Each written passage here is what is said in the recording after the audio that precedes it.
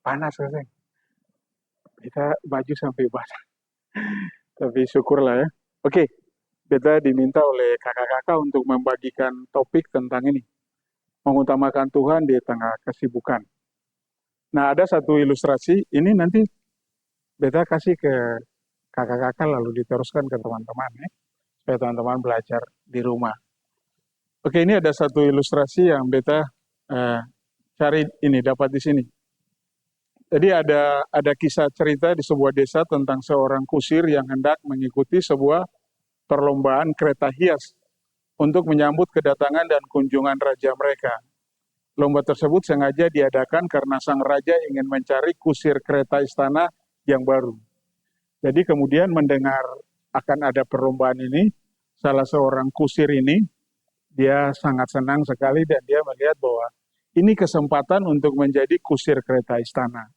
Setelah mendengar kabar pengumuman itu, pulang dia mulai setiap hari.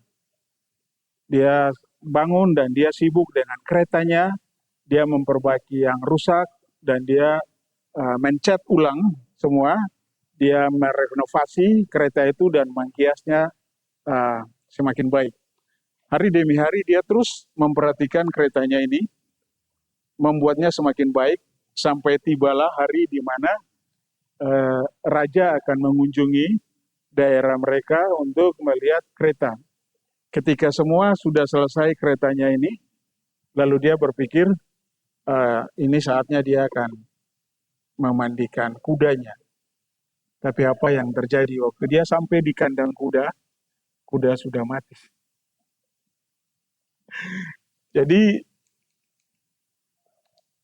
dan sesampainya di kandang kudanya, ternyata si kusir itu pun telah menemukan kudanya meninggal. Hari demi hari, dia memfokuskan hidup hanya sibuk dengan keretanya ini, tanpa dia memperhatikan kudanya. Padahal dua-dua ini penting, kereta penting, kuda juga penting. Kuda tanpa kereta tidak jadi, tapi kereta tanpa kuda juga tidak jadi. Nah, dia tidak seimbang di dalam hal itu. Nah, apa yang kita belajar? Apa yang dilakukan oleh si kusir itu jugalah yang sering kita lakukan. Si kusir mempunyai keinginan yang baik pada waktu ada kesempatan untuk mendapatkannya. Nah, kita juga mempunyai cita-cita ketika kita kuliah, kan? Namun ketika dia tidak mengutamakan hal yang lebih utama, yaitu memberi makan kudanya, dia kehilangan setiap mimpi dan harapan untuk menjadi kusir istana. Hal yang sama juga berlaku bagi Anda dan saya. Ketika kita berusaha dengan kekuatan sendiri untuk mencapai cita-cita dan harapan kita akan gagal. Anda mungkin akan berhasil di dunia ini, tetapi di masa yang akan datang Anda akan lenyap. Yohanes 15, sebab di luar aku kamu tidak dapat berbuat apa-apa. Jadi dalam Mazmur, jikalau bukan Tuhan yang membangun rumah, sia-sialah usaha orang yang membangunnya. Sama seperti si kusir itu, kita pun tidak berbeda. Kita sibuk menghias kehidupan kita di dunia ini, sampai kita lupa menghiasnya untuk kekekalan. Orang berlomba-lomba untuk sesuatu yang ini dari dunia. Matius 6, apa gunanya seorang memperoleh seluruh dunia, tetapi kehilangan nyawanya? Dan apakah yang dapat diberikannya sebagai ganti nyawanya? Tidak ada. Mari kita berdoa sekali lagi. Tuhan Allah Bapa kami yang bertata dalam kerajaan surga. Siang ini kami berkumpul di rumah Tuhan yang kudus ini, dan kami berterima kasih karena Engkau hadir bersama-sama dengan kami. Kami akan mendengar satu topik yang penting tetapi tidak mudah bagi kami, khususnya anak-anak muda di akhir zaman ini. Supaya bagaimana kami mengutamakan Engkau. Tolong kami dan Roh Kudus memimpin kami, supaya kami bisa terbuka untuk mendengar firman Tuhan ini, dan kami kemudian mengalami dan mentaatinya, agar kami tidak hanya berhasil di dunia ini, tetapi di dalam kekekalan pun kami akan bersama-sama dengan Engkau. Berbicaralah bagi kami Tuhan, karena kami siap untuk mendengarkannya. Dalam nama Yesus firman yang telah menjadi manusia, dan diam di antara kami berdoa pada Bapa di surga. Amin. Apakah perlu pakai ini? Tidak perlu ya? Teman-teman cukup bisa dengar suara? Halo? Oke, dengar ya? Nah, itulah ilustrasi. Apapun yang Anda utamakan akan Anda kejar. Kalau Anda ingin pacaran, pasti Anda kejar. Di Facebook, sosial media, chat, dicari itu. Apa yang Anda utamakan, pasti Anda kejar. Nah, mengutamakan Tuhan. Mengapa kita harus mengutamakan Tuhan? Ini saya cepat aja sebenarnya. Karena yang paling seru nanti di belakang. Pertama, karena Yesus adalah Tuhan dan Dia yang terutama. Kalau teman-teman baca Kolose ini, Kolose 2 ayat 15 sampai 23, nanti di rumah baca ya. Teman-teman akan temukan di situ.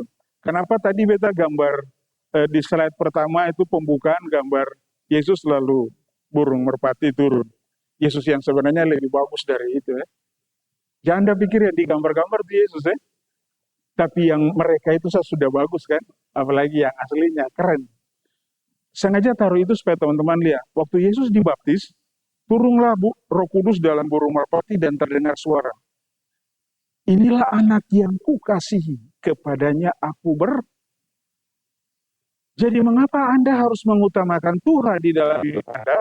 Karena hanya Dia sajalah yang membuat Allah berkenan dan yang membuat Anda dan saya berkenan di hadapan Allah.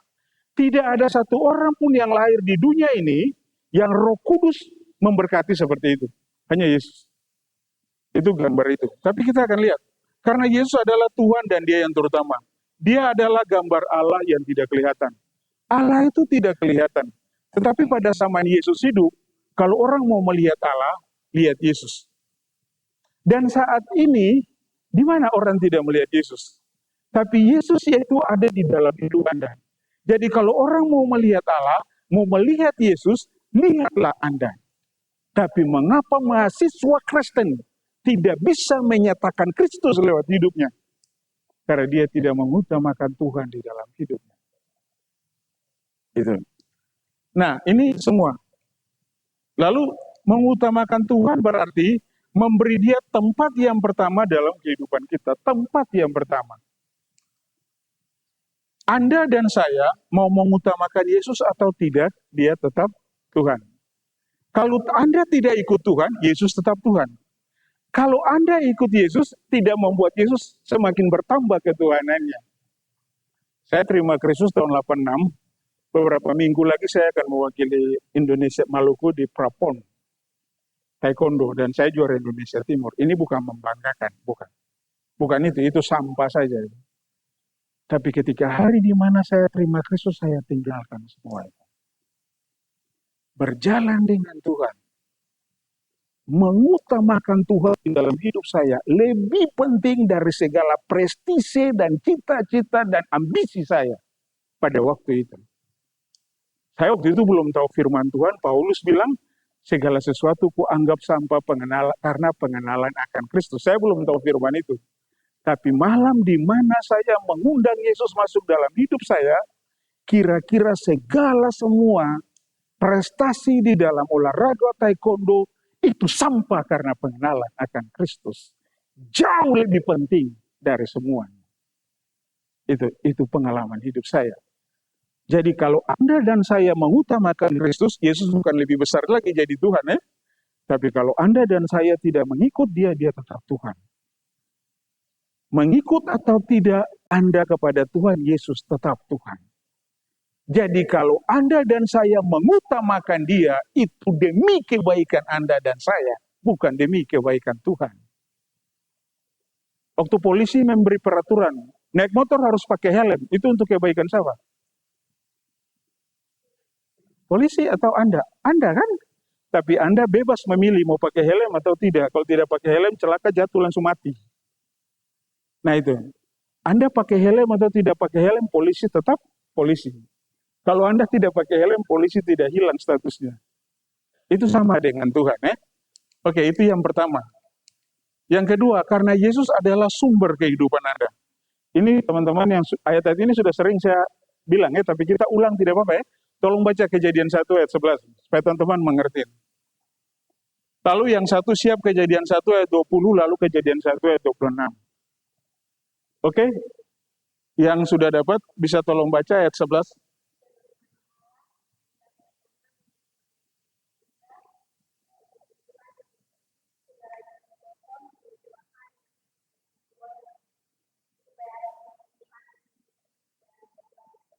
Berfirmanlah Tuhan, hendaklah tanah mengeluarkan tunas-tunas. Waktu Tuhan mau menciptakan tumbuhan, Tuhan berfirman kepada tanah, hendaklah tanah. Sumber dari tumbuhan itu tanah. Waktu teman-teman cabut pohon dari tanah, pohon itu mati. Karena dia diputuskan dari sumbernya kan. Oke, tolong baca ayat 20 nih. Nanti lain kali baru di.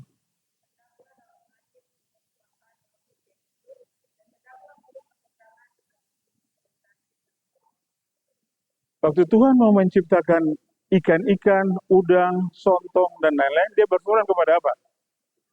Hendaklah air. Sumber dari ikan itu air. Ketika ikan diangkat dari air, ikan itu Nah sekarang waktu Tuhan menciptakan manusia, ayat 26.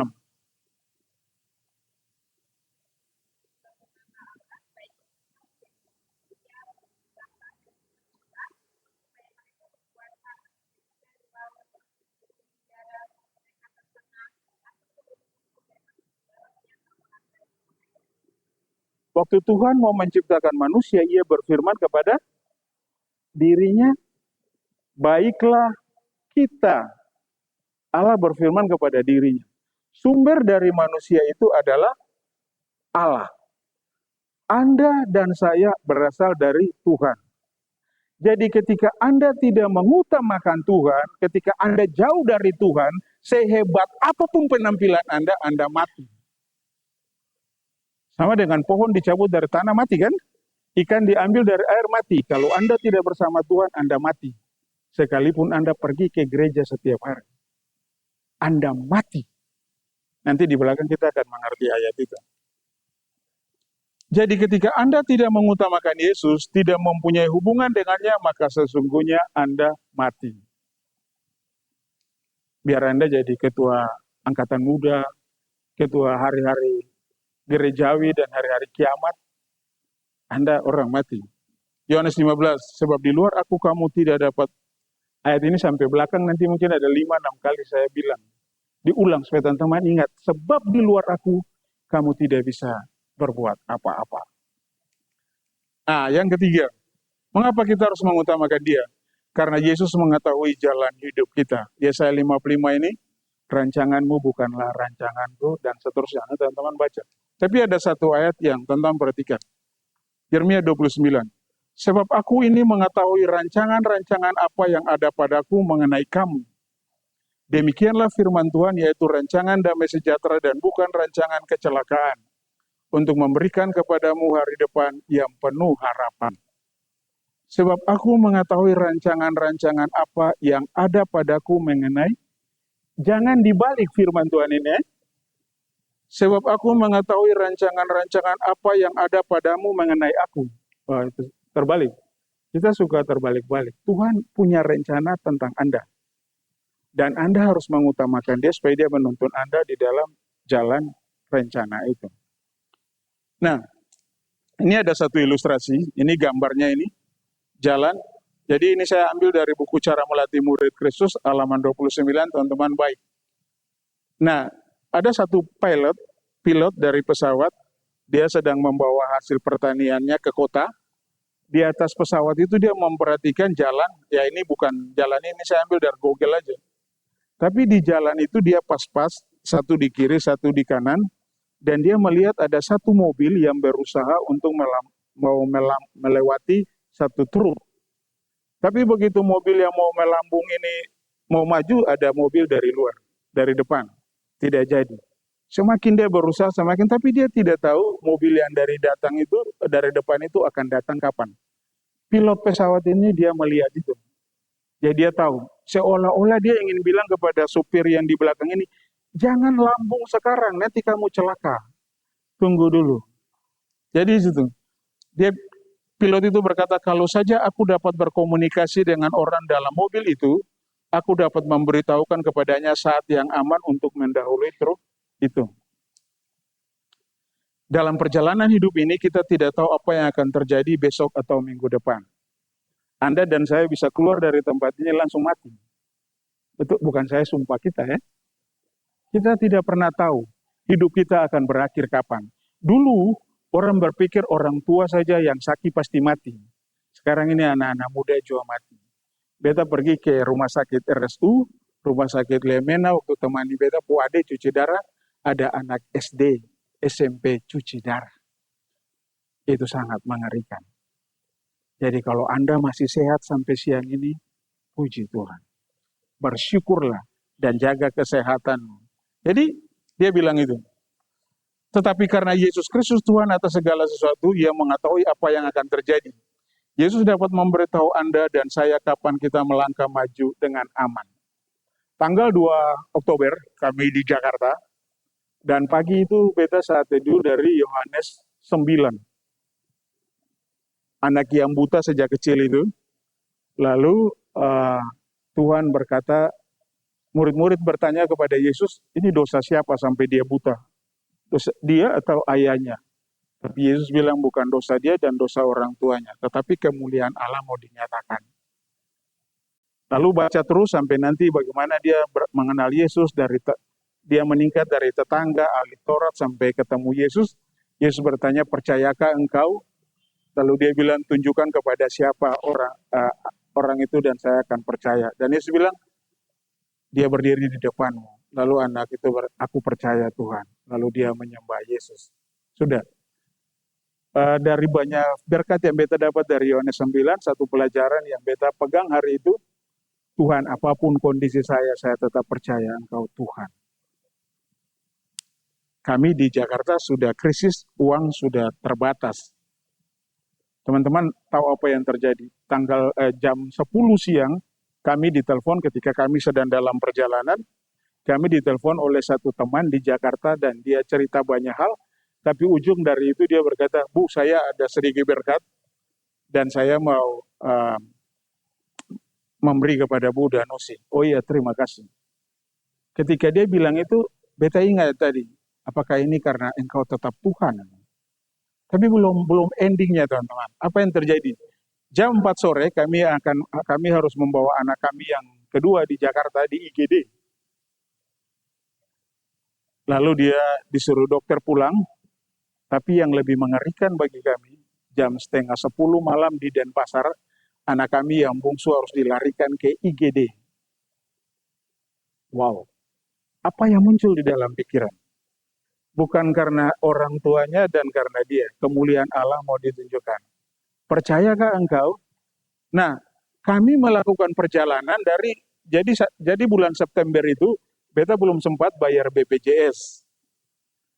Jadi waktu kami ke IGD, BPJS tidak bisa berfungsi. Teman-teman tahu apa? Uang yang dikirim jam 10 pagi itu menolong. Kami belum tahu anak-anak kami akan sakit. Tapi Tuhan tahu bahwa kami perlu uang. Dan dia menggerakkan orang memberi. Istri saya besoknya langsung terbang ke Denpasar. Uang dari mana? Dari uang itu. Itu satu contoh kalau Anda mengutamakan Tuhan, masalah sebesar apapun, Anda akan tenang-tenang saja. Sampai-sampai orang melihat Anda seorang orang yang tidak punya masalah di dunia ini. Padahal kita banyak bermasalah ya, tapi bukan buat masalah. Nah ini alasan. Karena Yesus tahu hari-hari kamu dan saya, makanya kita perlu mengutamakan Dia. Nah, lalu mari kita lihat ini. Sekalipun Yesus adalah Tuhan, tidak banyak orang yang mau mengutamakannya dalam hidup mereka. Ada berbagai alasan orang tidak mengutamakan Tuhan. Antara lain karena mereka berpikir, Yesus mungkin meminta mereka melakukan sesuatu yang tidak mereka inginkan. Banyak ada muda tidak mau ikut Tuhan, karena mereka pikir kalau ikut Tuhan nanti saya boleh ini, saya boleh ini, saya boleh ini, saya boleh ini. Sepanjang saya mengikut Tuhan, kehidupan yang paling bebas itu ialah kehidupan di dalam Tuhan. Seandainya hidup ini ada 100 pilihan, 99 itu baik. Hanya satu saja yang tidak baik, yaitu dosa. Jadi saya bisa melakukan apa saja. Saya bisa goyang sambil mendengar lagu teman pun kisah. Sepanjang pikiran saya tidak berdosa, itu benar. Tapi kalau Anda goyang langsung melihat cewek pun body stop duduk. Itu sudah tidak benar. Ketika saya mengutamakan Tuhan, Tuhan tidak pernah membatasi saya.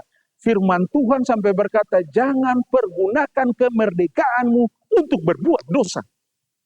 Saking sebagai anak Tuhan merdeka mau buat apa saja. Sangat merdeka. Tidak ada yang dilarang-larang. Yang dilarang cuma satu, dosa. 99 itu lakukan. Ada satu teman tanya saya, Pak Putih, kalau kita goyang tobelo itu dosa tidak? Kalau Anda goyang karena menghargai musik itu ciptaan Tuhan, tidak. Tapi kalau Anda goyang lalu Anda mulai menghayal yang bukan stop, karena itu dosa. Itu sudah tidak benar. Tidak benar. Nah masalahnya yang tahu hati Anda cuma kan Anda dan Tuhan kan? Jadi kapan mau stop kalau sedang menikmati kan? Itu susah itu. Nah kemudian yang kedua, atau karena kita berpikir dan mengira kita tahu apa yang terbaik bagi kita. Banyak orang tidak mau ikut Tuhan karena dia pikir dia yang lebih tahu. Harus ke kiri atau ke kanan. Ke atas atau ke bawah. Kemudian ada juga yang tidak mau mengutamakan Tuhan karena mereka tidak yakin bahwa sesungguhnya Allah bermaksud baik. Orang tidak mau mengutamakan Tuhan karena dia berkata, aduh kalau ikut Tuhan sengsara. Orang sering bilang begini, kenapa orang yang baik-baik ini mati tempo? Yang jajan ini, kita ikut Tuhan kayaknya kita susah banget sih. Sementara orang yang saya ikut Tuhan makmur naik mobil, kita jalan kaki. Anda jalan kaki itu bagus supaya sehat, jantung sehat. Naik mobil duduk-duduk serangan jantung datang mati. Kalau Tuhan tahu, dia kasih. Tapi Anda bukan hidup karena mobil. Nah Tuhan. Namun di akhir zaman ini, pengamatan saya teman-teman bisa tidak setuju ya. Ada dua alasan mengapa orang, atau lebih tepatnya anak muda, tidak mengikuti Yesus dan mengutamakan dalam hidup mereka. Ada dua. Saya sudah melayani mahasiswa dari tahun 86, 87 sampai sekarang. Kalau teman-teman tidak setuju, tapi ini dua alasan anak muda. Yang pertama itu berdalih, dan yang kedua sibuk. Yang setuju angkat tangan. Jam begini, tinggi. Penyebab anak muda tidak ikut Tuhan karena berdalih, dan yang kedua angkat tangan. Kalau tadi tidak ada angkat tangan, topik selesai. Tapi karena banyak angkat tangan, mari kita bahas ini. Saya kalau ketemu teman-teman yang berdalih, saya ketawa. Dalam hati saya, Anda baru belajar berdalih. Saya sudah lulus sampai sudah bertobat. Jadi kalau saya ketemu orang berdalih, paling asik gitu. Yang suka banyak alasan. Jadi saya sedang membagi pengalaman saya ya. Mari kita belajar. Dua alasan ini, bagaimana kita mengantisipasi supaya kita tetap mengutamakan Kristus. Oke. Yang pertama, berdalih dalam Kamus Besar Bahasa Indonesia mengemukakan alasan yang dicari-cari untuk menghindari tugas atau menutupi perbuatan yang salah atau tercela. Ini definisi bahasa Indonesia. Perhatikan, sudah ya? Yang kedua, dalam Kamus Umum Bahasa Indonesia tahun 52, definisi berdalih lebih negatif. Menyembunyikan maksud yang sebenarnya, baik itu salahnya, ketidakmauannya, dengan berbagai alasan yang dibuat-buat. Dari definisi ini menurut teman-teman, berdalih itu baik tidak? Tapi kenapa Anda tetap suka berdalih? Yang kita tidak suka itu yang sering kita lakukan, kata Paulus. Nah, ini saja dari definisi sudah salah. Lalu kemudian, kesibukan dalam Kamus Besar Bahasa Indonesia, sesuatu yang harus dikerjakan, kegiatan yang harus dikerjakan. Kesibukan seringkali merujuk pada aktivitas yang tidak berarti, mirip dengan ungkapan pekerjaan yang menyibukkan. Sebenarnya orang ini, yang terlalu banyak kerja, tapi suka sibuk menyibukkan diri saja. Kesana kemari, padahal sebenarnya. Coba tugas Anda sebagai mahasiswa, apa yang berat? Yang tanya ini mantan mahasiswa ya. Ingat, Saya sering bilang ke anak-anak PA saya, kalau mereka mulai bilang, Bu, Om, saya sibuk. Terus saya bilang, Anda sadar tidak bahwa Anda bilang ini untuk saya yang pernah mahasiswa? Mesti Anda belajar. Itu kesibukan. Nah kemudian, kesibukan juga dapat diartikan sebagai kondisi ketika ada banyak hal yang harus dilakukan, tetapi tidak ada sesuatu pun yang penting. Melakukan banyak hal, tapi tidak ada satu pun yang penting. Hanya menyenangkan. Satu penulis Kristen berkata, kesibukan itu bukan dari iblis, tapi itu adalah iblis. Nah, dia menulis itu gini, setiap dalih tentang kesibukan yang membuat Anda tidak mengutamakan Tuhan dan menjauh dari firman-Nya, ujungnya pasti iblis. Ingat, kesibukan apapun yang Anda lakukan, kalau itu menjauhkan Anda dari Tuhan, itu pasti rencana setan. Karena hanya satu oknum yang punya cita-cita menjauhkan manusia dari Tuhan, itu iblis saja, tidak ada yang lain. Jadi Anda jangan terlalu bangga kalau Anda tidak mengutamakan Tuhan. Mungkin Anda bisa datang rally setiap 2 minggu sekali, tapi Anda sedang berjalan di jalan yang salah. Oke, nah kita akan lihat nanti satu-satu. Perhatikan ini, jika iblis tidak bisa membuat Anda jahat, jika iblis tidak bisa mempengaruhi Anda nonton film porno, jika iblis tidak bisa mempengaruhi Anda untuk mengambil mangga orang, maka ini yang dia lakukan. Dia akan membuatmu berdalih dan sibuk sampai lupa akan Tuhan dan firman-Nya. Ingat, iblis tahu anak-anak Tuhan tuh kalau suruh bersinah belum tentu. Tapi iblis bilang, kalau kamu yang belajar nanti yang lulus. Belajar saja, belajar. Lalu disitulah Anda mengabaikan Tuhan. Itu pekerjaan setan. Sama dengan saya tulis status saya di WA. Iblis tidak pernah melarang Anda berbuat baik. Bahkan bukan Allah saja yang memberkati Anda. Iblis pun akan memberkati Anda. Demi Anda berbuat baik. Yang penting jangan Anda cerita Yesus kepada orang lain. Itu pekerjaan setan semua. Lalu kita bangga dengan apa yang kita lakukan kepada orang-orang, tetapi kita tidak menyebut nama Yesus, tidak ada gunanya. Itu pekerjaan iblis. Iblis tahu kita. Iblis yang mungkin bilang kita mencuri. Dia tahu kita menolak. Jadi iblis akan bilang kita sibuk. Supaya yang kita baca firman Tuhan. Yang kita belajar firman Tuhan. Yang kita PPA. Karena banyak tawaran di luar sana yang lebih baik dari itu. Itu pekerjaan iblis. Nah kita akan lihat belajar tentang berdalih. Bisa tolong baca? Siapa yang di muka? Bisa tolong baca ini? Ayat-ayatnya bisa kelihatan? Oke.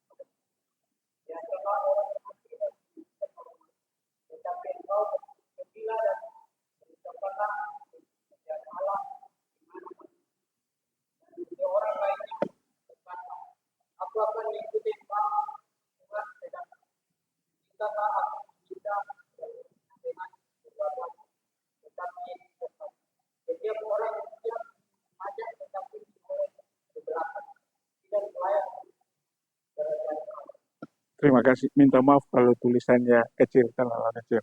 Oke, cerita ini bicara tentang hal mengikut Yesus dalam Lukas 9. Dan ada 3 orang. Yang satu tiba-tiba datang mau mengikut engkau. Yang kedua Yesus bilang, ikutlah aku. Itu Yesus yang bilang. Yang ketiga juga datang, saya mau mengikut engkau. 2 orang berinisiatif, yang satu Yesus, 3-3 sama saja. Nah kita akan belajar soal berdalih ini. Ini saya cepat-cepat saja teman-teman.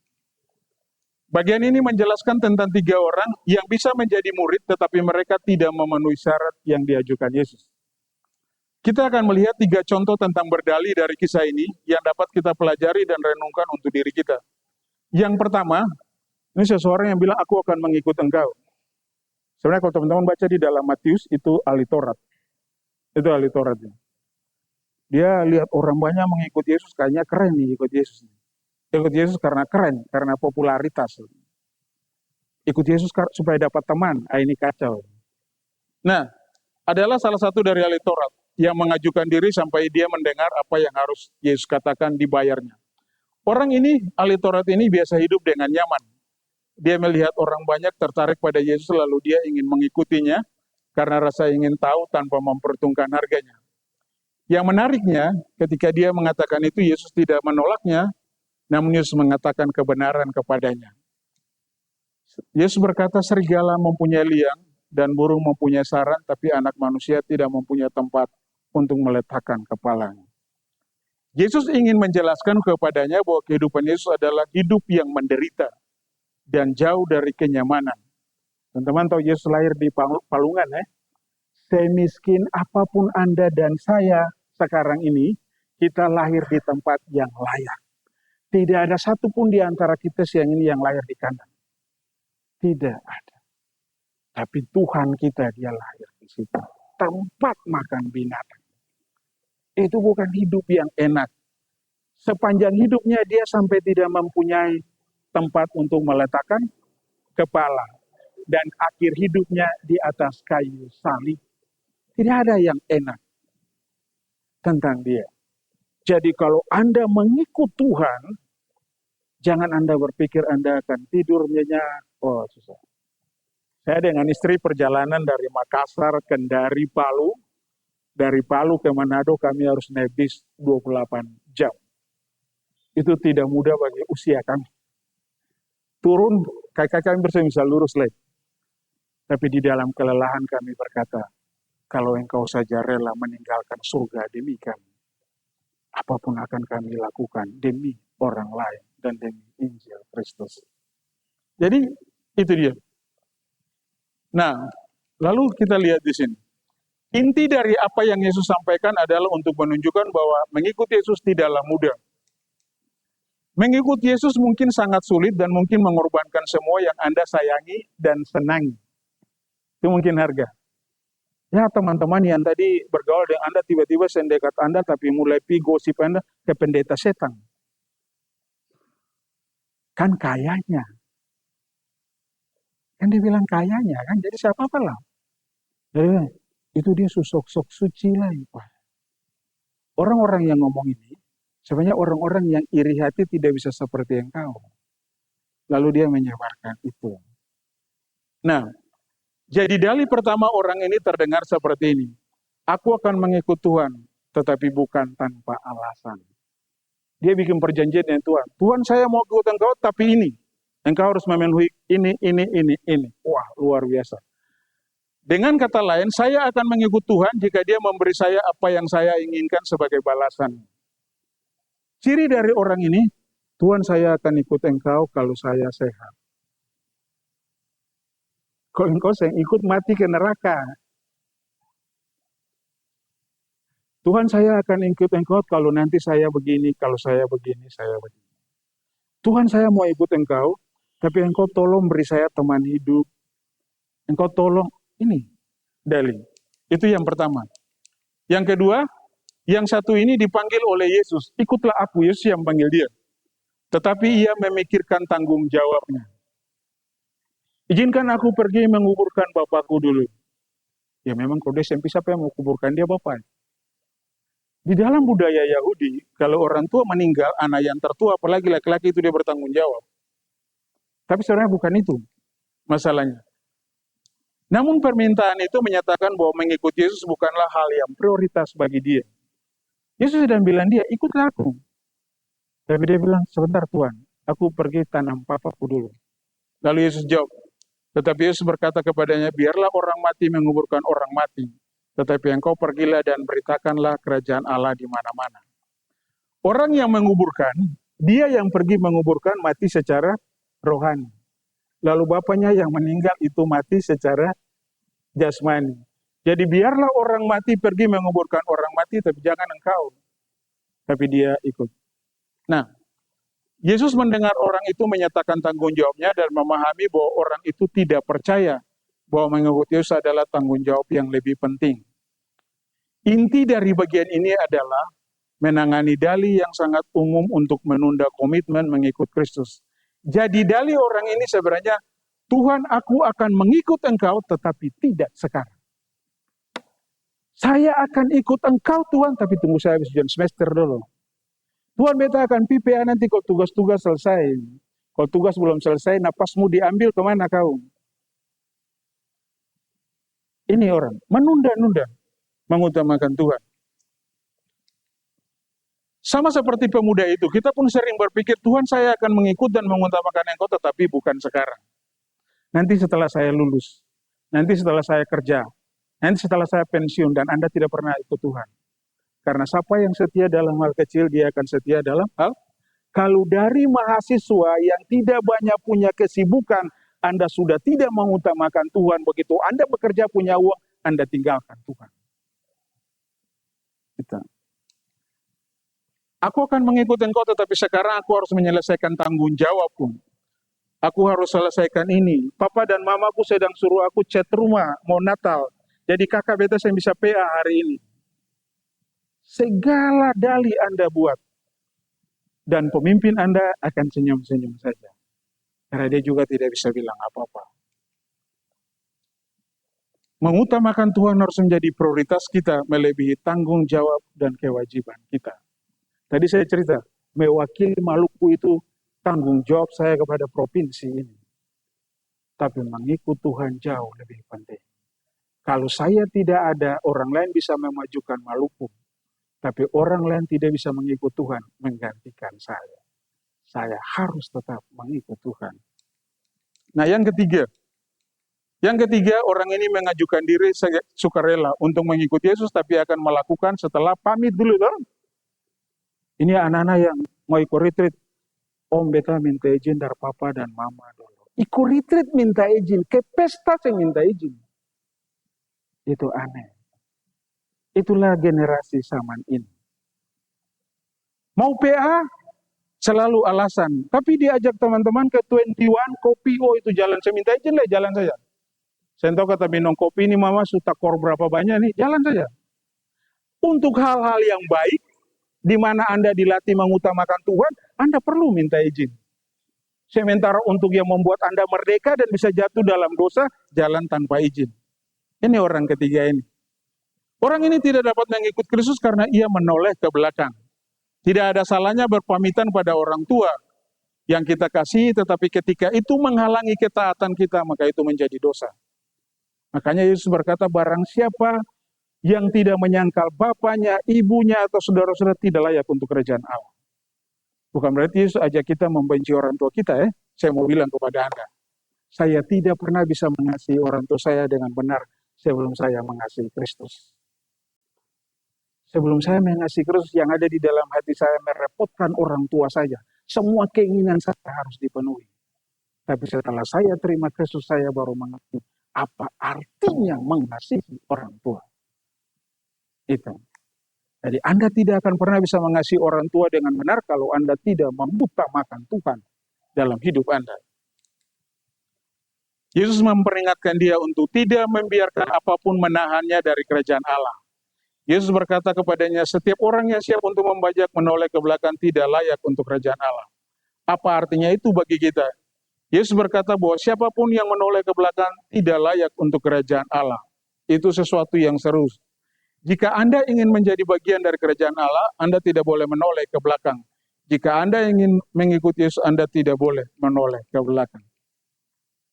Bagian ini memberitahu kita bahwa orang ini tidak sesekali menoleh ke belakang, tapi ia senantiasa menoleh ke belakang.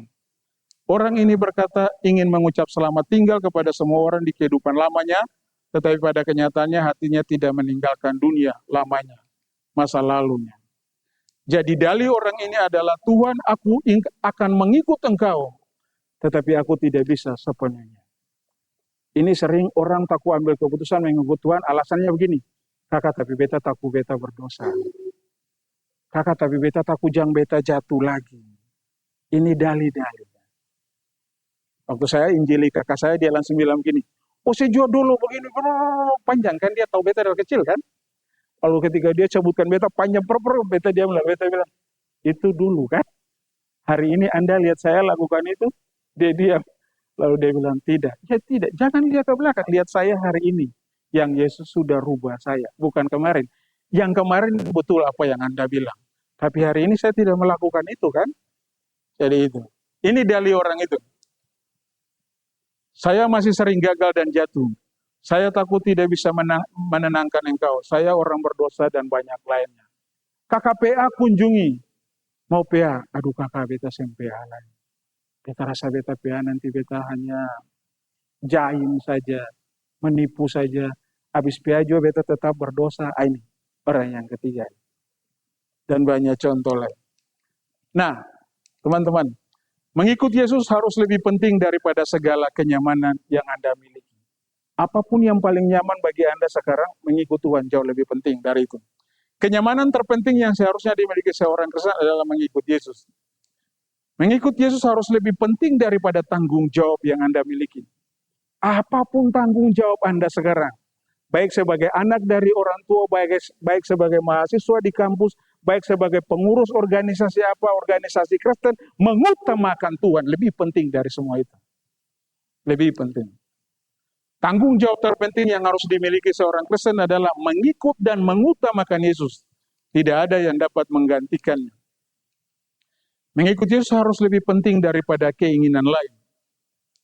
Keinginan terpenting yang harus dimiliki seorang Kristen adalah mengikut Yesus. Pertanyaannya, Anda selama ini dari tiga itu termasuk yang mana?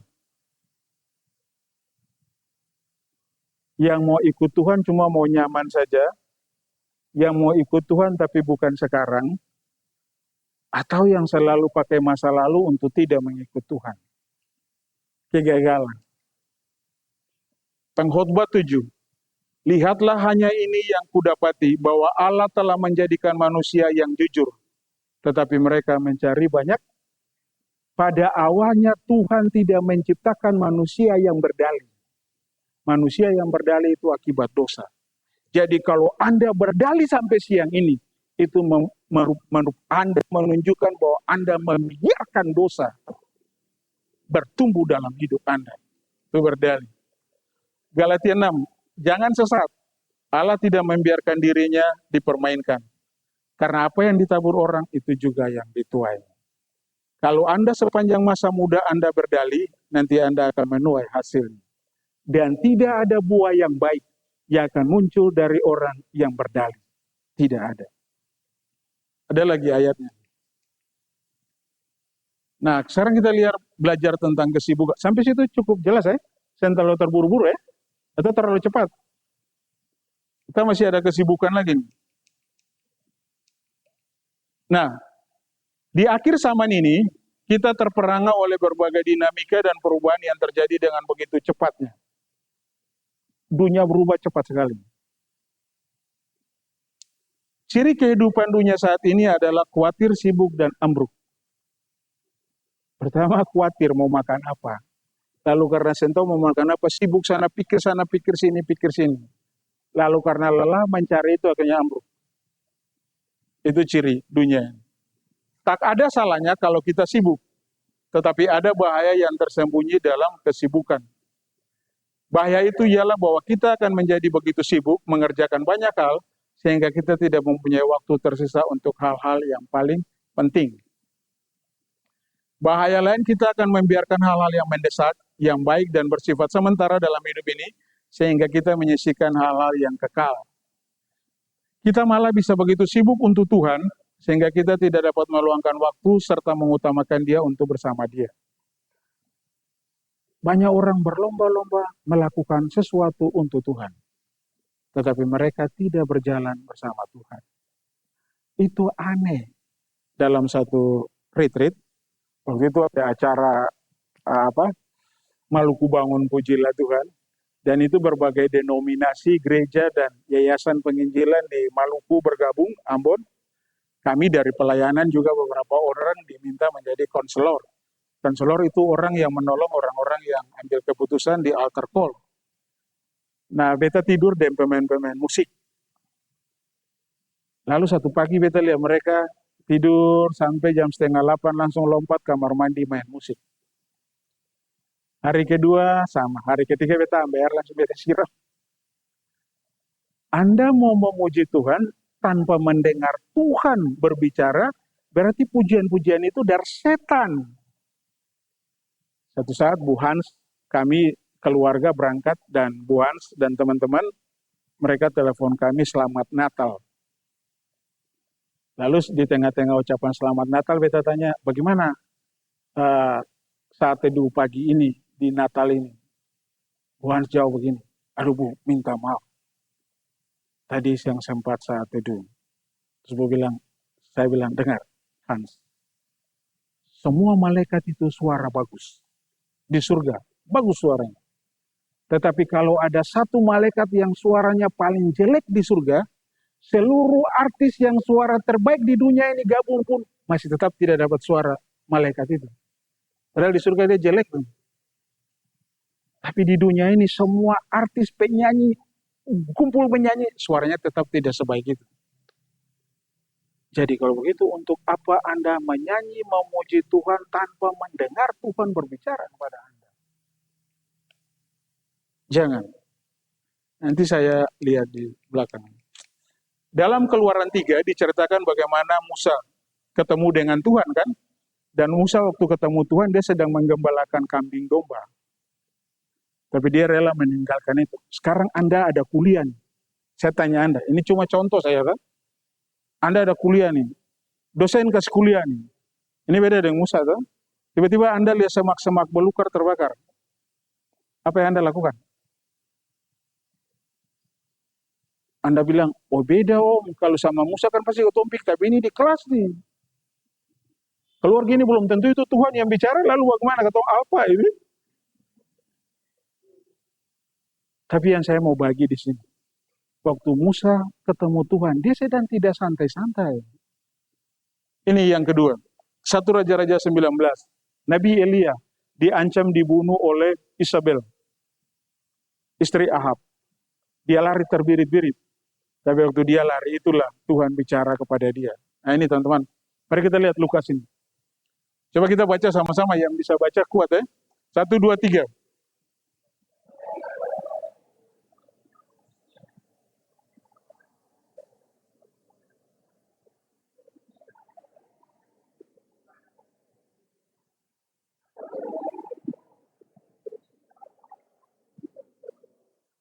Kalau orang banyak sedang mencari engkau, orang banyak sedang membuat engkau penting.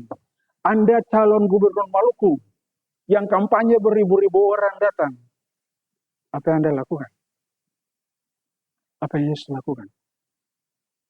Dia tidak butuh popularitas. Dia tidak butuh pengakuan orang.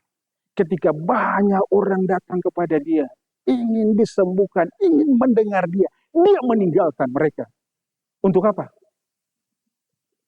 Kalau Bapamu saja begitu mengutamakan Tuhan, siapa Anda sampai mengabaikan Tuhan dalam hidup Anda? Yesus anak Allah yang bisa melakukan apa saja. Dia meninggalkan semua itu untuk bisa berhubungan dengan Tuhan. Apa kelebihan Anda dan saya? Sampai kita merasa kita bisa dan tidak perlu Tuhan dalam hidup kita. Itu yang membuat banyak anak muda Kristen lulus jadi sarjana pengangguran. Padahal Tuhan bilang rancanganku adalah rancangan damai sejahtera. Itu rencana Tuhan. Anda tidak belajar mengutamakan Tuhan dari muda. Kesibukannya dalam pelayanan dan begitu banyak orang yang datang padanya tidak membuat Yesus haus akan popularitas. Tetapi di tengah keberhasilannya, dia berkata kepada murid, mari kita pergi untuk berdoa. Nanti di belakang akan bagi kesaksian saya. Kenapa saya mengutamakan Tuhan? Nah ini contoh lagi. Ini tahu kisah ini ya, Marta dan Maria kan? Teman-teman tahu tuh? Satu ingin menjadi nyonya rumah yang baik dan itu bagus. Kalau beta pi bertamu kalian saya menyediakan teh, beta marah juga itu. Kan kita tuan rumah yang baik, kalau tamu datang kita kasih sesuatu kan. supaya mereka bilang kita baik. Baik belum tentu benar, tapi benar pasti baik ya. Yang balik-balik.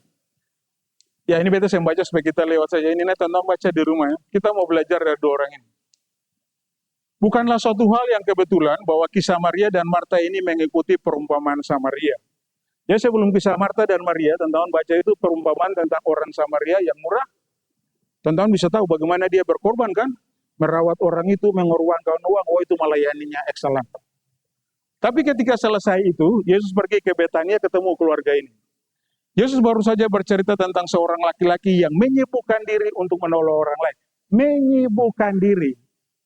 Nah, ia menutup cerita itu dengan menyuruh murid-muridnya, pergilah dan perbuat demikian. Setelah dia kasih ilustrasi tentang orang Samaria yang murah hati, dia bilang per murid-murid, pergilah dan lakukanlah seperti orang Samaria itu. Tetapi kemudian kisah berikut, dia datang di Betania. Di dua orang ini.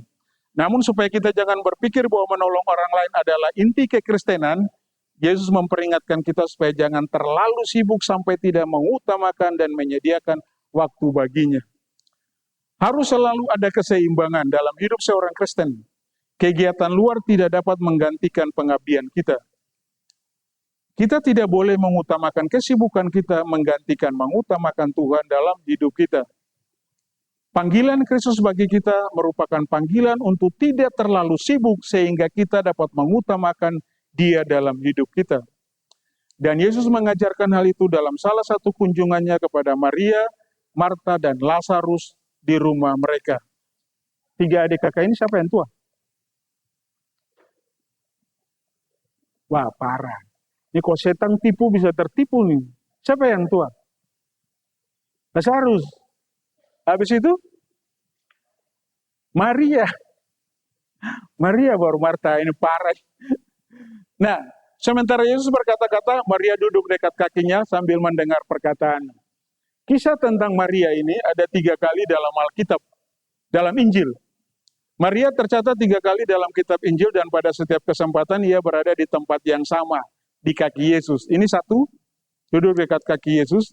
Kemudian ini Yohanes 11, setibanya Maria di tempat Yesus berada ketika Lazarus dibangkitkan ini, tersungkurlah ia di depan kakinya.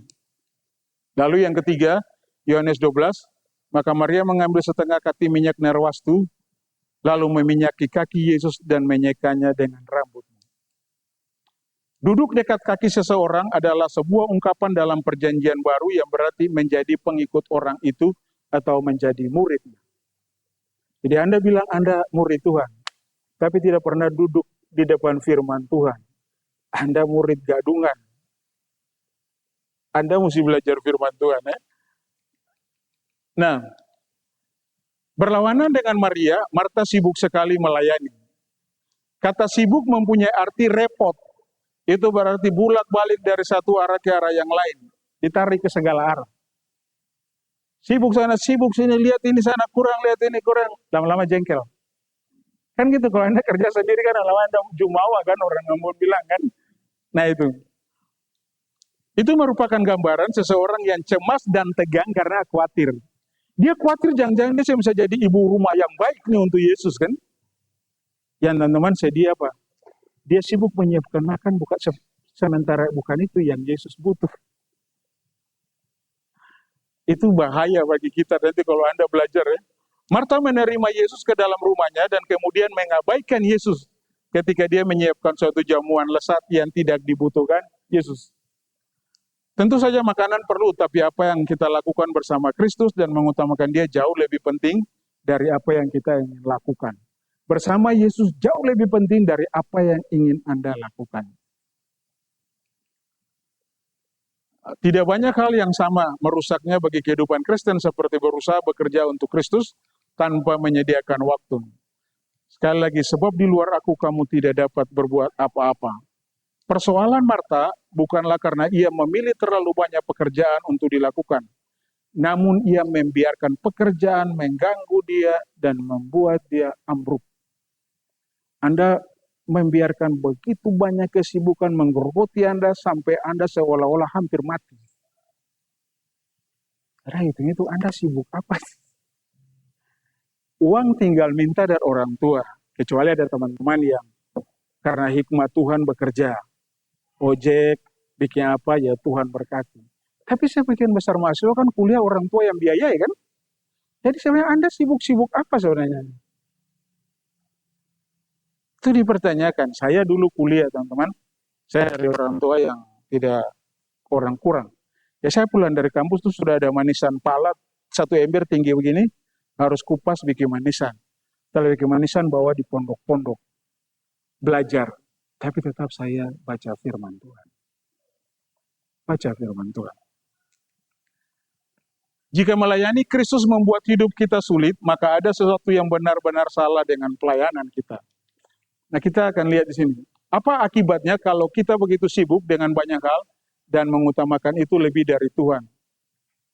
Sedang Marta sibuk sekali melayani, ia mendekati Yesus dan berkata, Tuhan, tidakkah engkau peduli bahwa saudaraku membiarkan? Mari kita lihat ayat ini. Apa akibatnya kalau kita sibuk lalu kita tidak mengutamakan Tuhan? Yang pertama, dikatakan ia mendekati Yesus. Sifat yang sombong karena kemarahan dan kedengkian menguasainya itu berbeda dengan Maria. Maria duduk di kaki, dia karena sedang sibuk, butuh penghargaan, jadi dia datang kepada Yesus. Dengan segala egonya, kesombongannya, merasa dirinya hebat, merasa diri bisa dan mampu. Itu hal pertama. Hal yang kedua, dia menyalahkan Yesus. Apa sih itu dia bilang? Tuhan, tidakkah engkau peduli? Dia yang peduli dengan Tuhan, dia balik, Tuhan tidakkah engkau peduli? Ini orang yang sibuk. Begitu sibuk tak tumbuh masalah, aduh mungkin Tuhan saya dengar beta doa. Kau yang tidak mengandalkan Tuhan, sekarang kau kesalah Tuhan. Menyalahkan Tuhan. Kemudian, ketiga, dia menyalahkan kakaknya Maria. Bahwa saudaraku membiarkan aku melayani seorang diri. Nanti kalau sampai di surga cari Maria dan Marta. Waktu Yesus datang ke rumah sebelum itu Maria kerja ke sini. Saya tahu beta pasti kerja. Pasti dia kerja. Tapi begitu Yesus datang, ini waktu untuk mendengar Yesus. Bukan untuk kerja, karena sebentar lagi Yesus pergi kan? Itu yang ketiga, dia menyalahkan kakaknya Maria. Lalu ini yang paling parah bagi orang sibuk ini.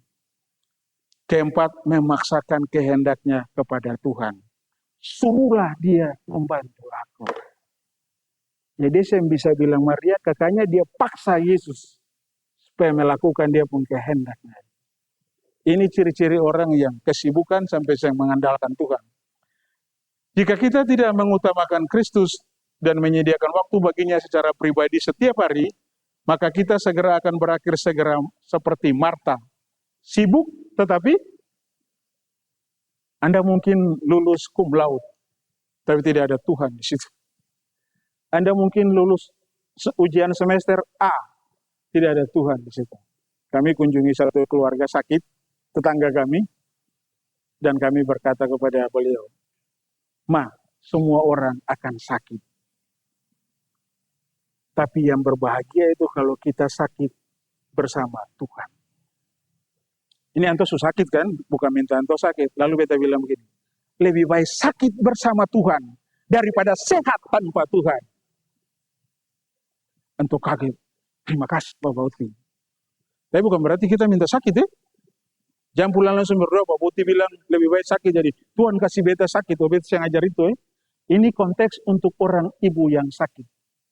Di akhir berdoa beta bilang, Ma, lebih baik sakit bersama Tuhan daripada sehat tanpa Tuhan. Tidak ada manfaat.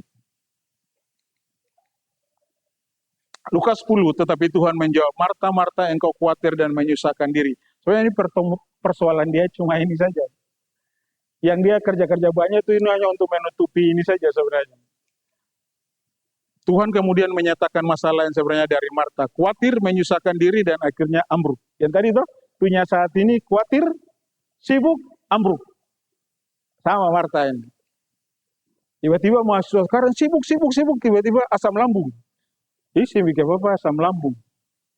Orang tua kirim uang, bukannya beli makan, asam lambung. Ambruk. Nasihat yang penuh kasih ini kemudian membuat Marta sadar dan berubah di kemudian hari. Dalam Yohanes 12, di situ dia diadakan perjamuan untuk dia dan Marta melayani. Sedang salah seorang yang turut makan dengan Yesus adalah Lazarus. Ini kan pasal 12 setelah pasal 11 Lazarus dibangkitkan kan?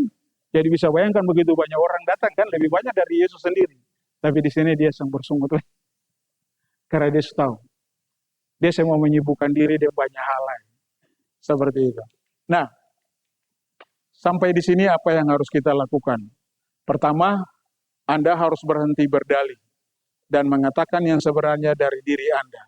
Berdalih adalah bentuk lain dari berdusta dan berbohong. Kalau Anda tidak mau PA, bilang saja ke kakak-kakak, kakak beta PA do barang kenapa beta lelah. Jangan Anda berkata kakak beta sang lelah barang ada tugas. Kakak itu cuma senyum tapi Anda berbohong. Yang tahu hati Anda yang sebenarnya itu Tuhan. Mulai dari sekarang berhenti. Belajar untuk katakan ya untuk benar, yang tidak untuk salah. Di luar itu dari si jahat.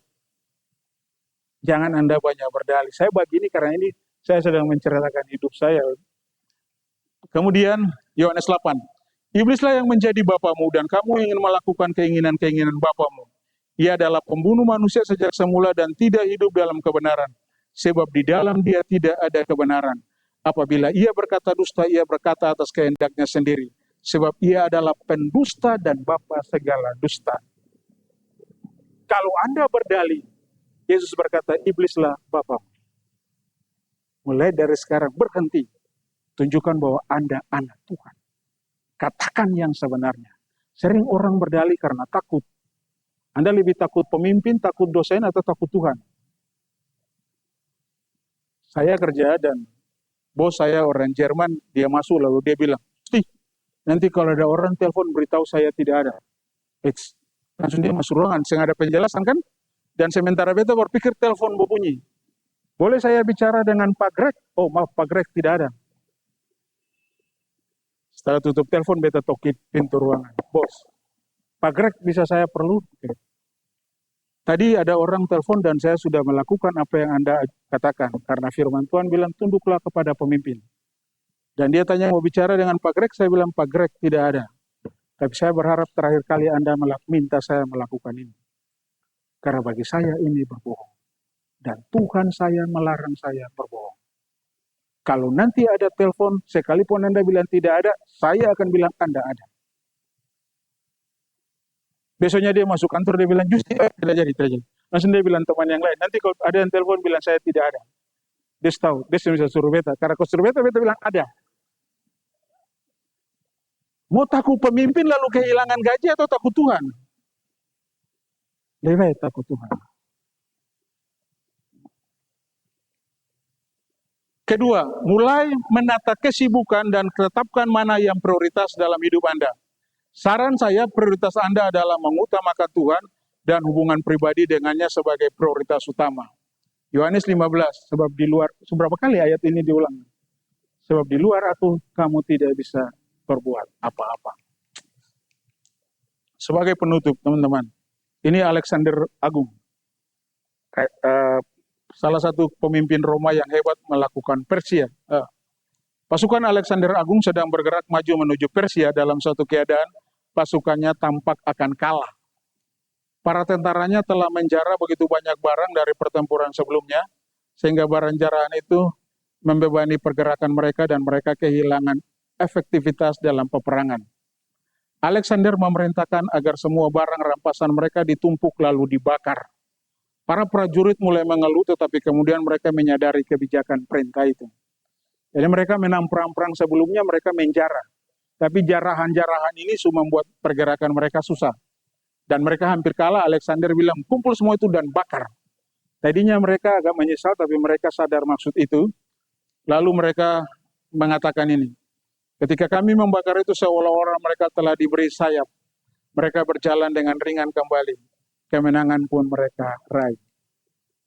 Sebagai prajurit Kristus, Anda dan saya perlu melepaskan diri dari segala sesuatu yang menghalangi dalam peperangan dengan musuh rohani kita. Kita perlu membakar dan membuang dalih-dalih kita, dan kita perlu mengelola jarahan kesibukan kita. Kuliah itu baik, Tapi Tuhan tidak pernah mengizinkan kuliah membuat Anda meninggalkan Tuhan. Punya cita-cita itu baik, tapi itu tidak boleh membuatnya. Begitu Anda lulus SMA, Anda berdoa, Tuhan saya ingin kuliah. Dan dari banyak orang yang tes di Unpati, di UKIM, di kampus Politeknik, Anda lulus.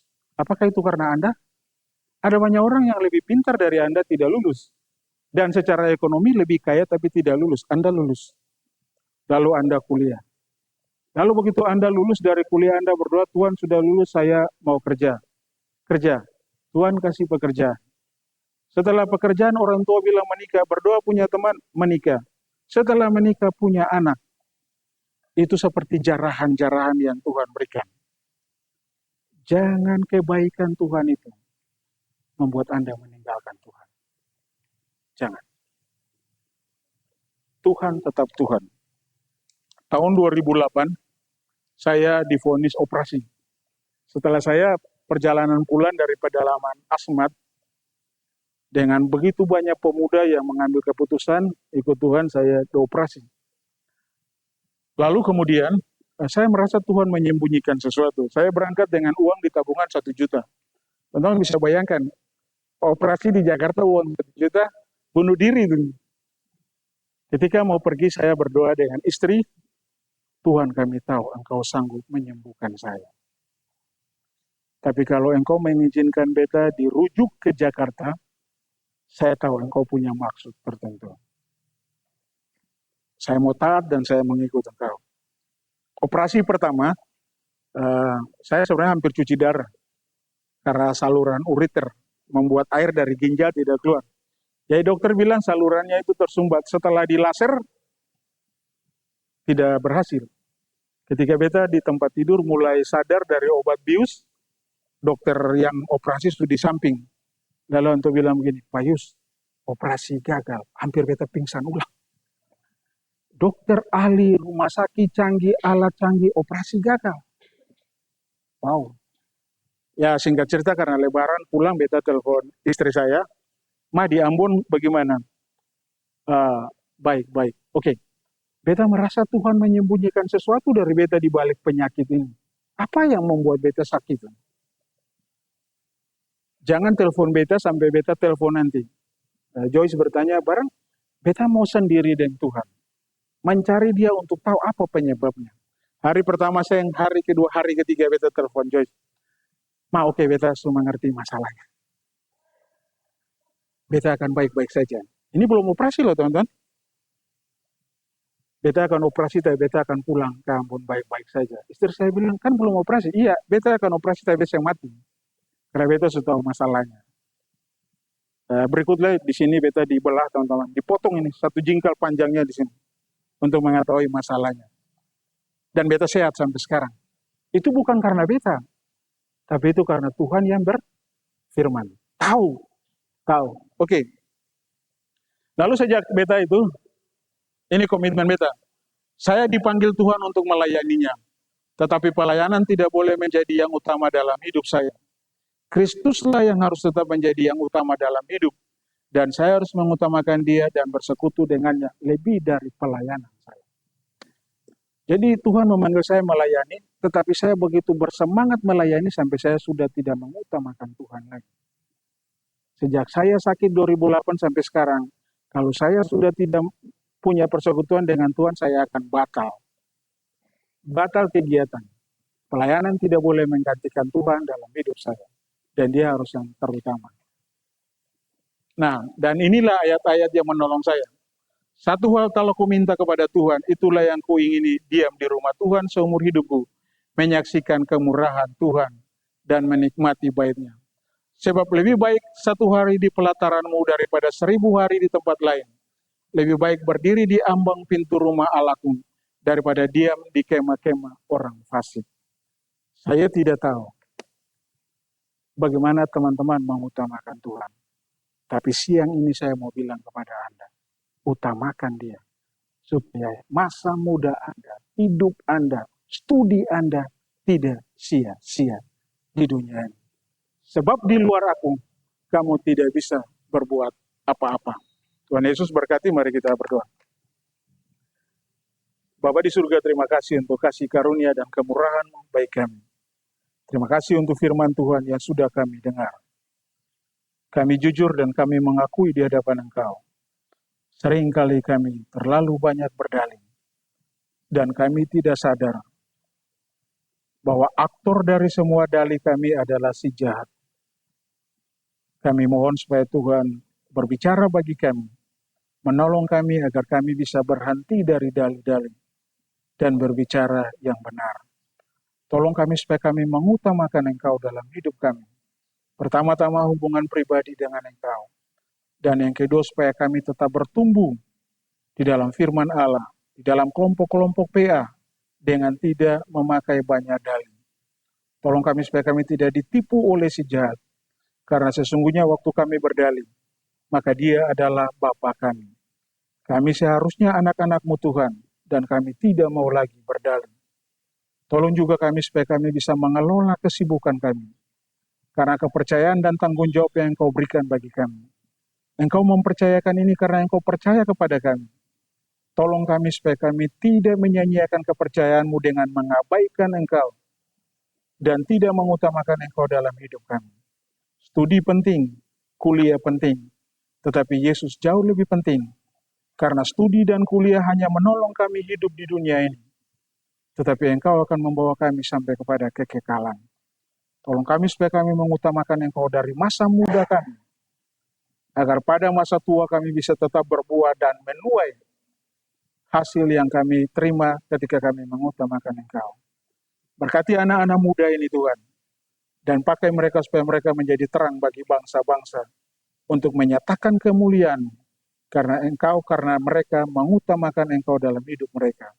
Di dalam Yesus Kristus Tuhan kami berdoa dan mengucap syukur pada Bapa di surga. Amin. Oke, kembalikan ke Uli.